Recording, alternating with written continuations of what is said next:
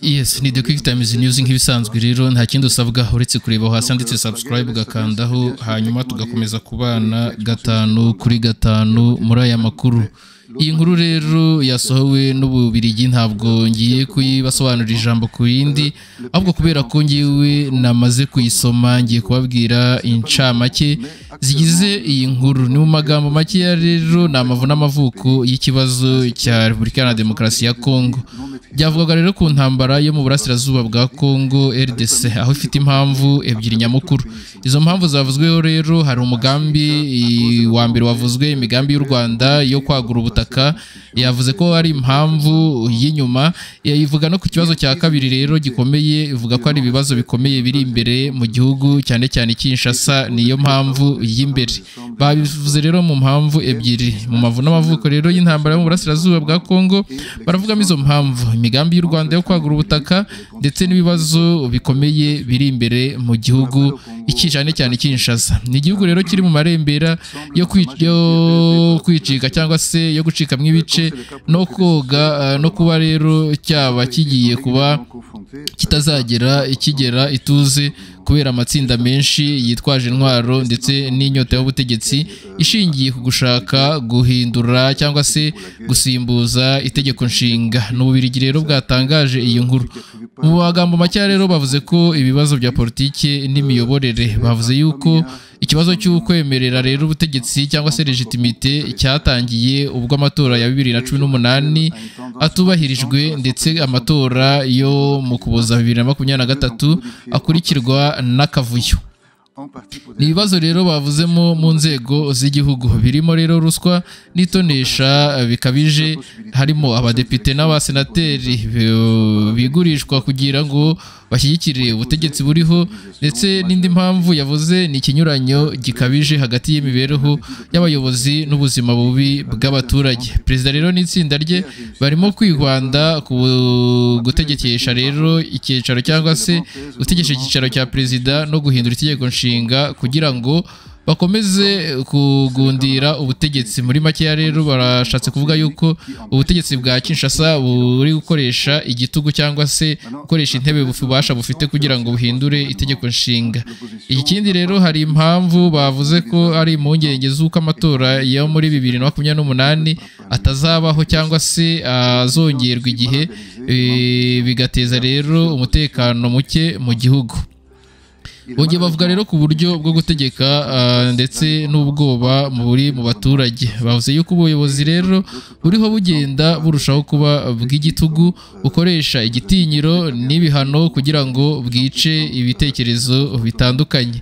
Ubwisanzure bwo kuvuga ibitekerezo bwabaye buke mu gihugu cya Repubulika ya Demokarasi ya Kongo, kandi rero hashyizweho igitekerezo kimwe rukumbi cyangwa se pensée unique kirukana ibindi bitekerezo. Ikindi rero bavuzeho n'abatavuga rumwe n'ubutegetsi, aho bafite intege nke, nta bashyigikiye benshi, nta n'icyizere ko gihamye babafite. Icya kane yavuzeho rero ni uruhare rw'amadini ndetse n'imiryango ihoraho y'abaturage, kubera rero kunanirwa kwa politike. Amatorero gatolika n'abarokore cyangwa protestante batangije igikorwa gikomeye cyo kongera kubaka igihugu. Icyo gikorwa birimo rero icyerekezo kirekire, aho bavuga ko ari ugutekereza ku mizi y'igihugu no kureba uko giteza imbere abaturage kugeza muri 2060. Intego rero yindi mu ruhare rw'amadini, hariho intego y'aka kanya cyangwa se kubungabunga ubumwe bw'igihugu no gutuma rero impande zose ziganira harimo n'abaturage. Indi gahunda rero ni ifite ibice bibiri bikomeye, aho igice cya mbere ari ikiganiro rusange kirimo bose cyangwa se dialogue inclusive, kigamije rero gushyira hamwe bose bakaganira ku bibazo bya politike. Icya kabiri ni ikiganiro cy'inzobere cyangwa se dialogue des experts, kigamije rero gushyiraho cyangwa se gushyira ku meza ibibazo by'ingenzi no gushaka ibisubizo birambye. Ibyo biganiro bigamije gutuma rero habaho amasezerano mashya y'amahoro n'ubumwe cyangwa se pacte social pour la paix et le vivre ensemble, agomba rero kuba urufatiro rw'ubumwe bw'igihugu. ingingo ya gatanu yavuzweho na ababishyigikiye ndetse n'ababirwanya. Iyo rero gahunda ishyigikiwe n'ibihugu bimwe byo mu karere nka Angola, aho Perezida Lourenço yabivuze mu ijambo rye rya tariki ya 15 Ukwakira, ariko u Rwanda rurayirwanya. Bavuga yuko u Rwanda rwayirwanyije rutifuza ko abanyekongo bihitiramo inzira yabo ubwabo. N'Ububiligi rero bwakomeje gutangaza ibyo ngibyo, ariko bakomeza bavuga ko nubwo mu biro bya Perezida habayeho kumvikana ku rwego rwo hejuru, Perezida Tshisekedi atarashyira umukono ku iteka rya Perezida ryari kuyemeza ku mugaragaro, kuko rero ashishikajwe no guhindura itegeko nshinga. Umwanzuro rero bafashe muri iyi nama bavuze yuko imiterere y'igihugu cya Repubulika ya Demokarasi ya Kongo ikomeye cyane kubera izi mpamvu zikurikira: hari ukunanirwa kw'amasezerano mpuzamahanga yabanje kutayubahiriza ashyira mu masezerano, intege nke za leta n'abatavuga rumwe nayo, ndetse yavuga no kuri ruswa, igitugu n'ubwoba bifata indi ntera. Gahunda rero y'amatorero ni inzira yonyine yizewe ishobora kuzana amahoro, kuko ikomoka ku bantu bigenga bubashywe kandi bafite amashami mu gihugu cyose.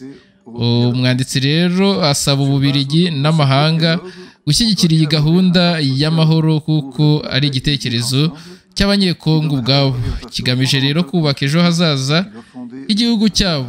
Ni inkuru rero nabashije kuba natega amatwi nkayumva neza, aho yatangiye ivuga yuko ari intambara y'uburasirazuba bwa Kongo ifitanye isano ritaziguye n'imigambi y'u Rwanda yo kwagura ubutaka, ari byo kimwe cya kabiri cy'ikibazo. Ariko kandi ikindi gice kinini Ububiligi bwavuze yuko ubu ikibazo cya Kongo gifitwe igice kinini kindi ari kirimwe imbere muri Kinshasa ubwayo, ari igihugu rero kiri mu bibazo bikomeye kandi byinshi ku nzego zitandukanye.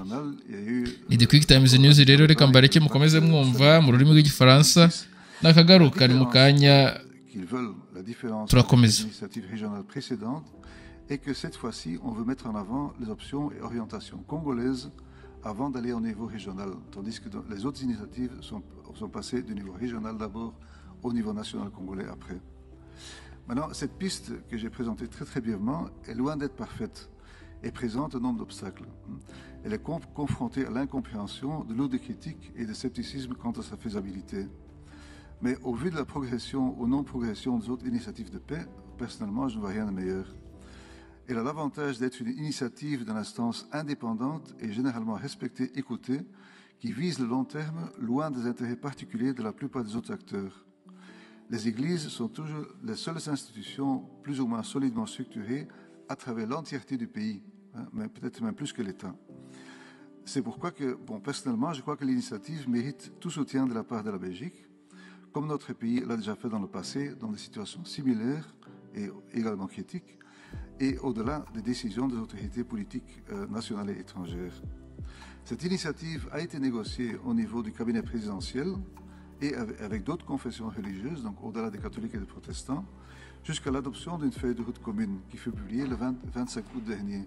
Donc c'était vraiment au cabinet présidentiel, avec le chef du cabinet, conseiller politique principal, chef du conseil stratégique, etc. Donc c'était vraiment à haut niveau que ça a été négocié. On a eu un accord, mais malheureusement, l'ordonnance présidentielle qui devait sanctionner l'initiative et la rendre exécutoire n'est pas encore venue, et le président, malgré le consensus au niveau du cabinet, a exprimé son désaccord avec l'initiative au profit d'un changement ou remplacement de la Constitution. C'est pour ça que des initiatives nationales et internationales sont sans doute nécessaires en faveur de ce pacte, qui semble une solution à long terme.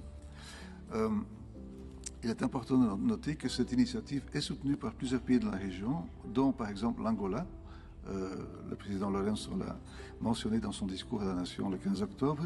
Et fait assez remarquable, l'initiative est combattue par le Rwanda, qui ne veut pas que les gens prennent les choses en main. Voilà, merci beaucoup pour votre attention. Dank u wel.